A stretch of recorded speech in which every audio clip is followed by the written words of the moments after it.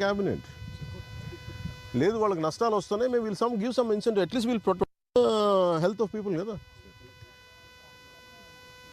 అందుకని అలాగే 12 కోట్ల బకాయిల వాళ్ళు 13 కోట్ల బకాయిలు మీరు అందరూ కూర్చొని ఏం చేస్తారని మీరు నిన్న పంచాయతీలో కాదు సార్, నా పంచాయతీలో 250 రూపాయలు నేను కలెక్ట్ చేస్తున్నా ఒక్కొక్క ఇండివిజువల్కి. వెన్ యూ లీవ్ ఇట్ జనాలు కోపం రాదండి.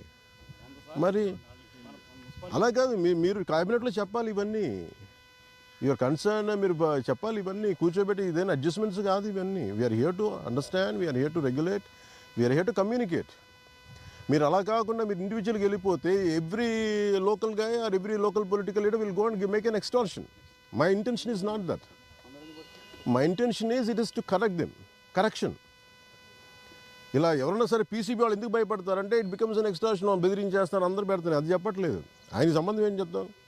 ఇప్పుడు పొలిటికల్ విల్, పొలిటికల్ లీడర్షిప్ ఇది కలెక్టివ్ ఫెయిల్యూర్ ఇది.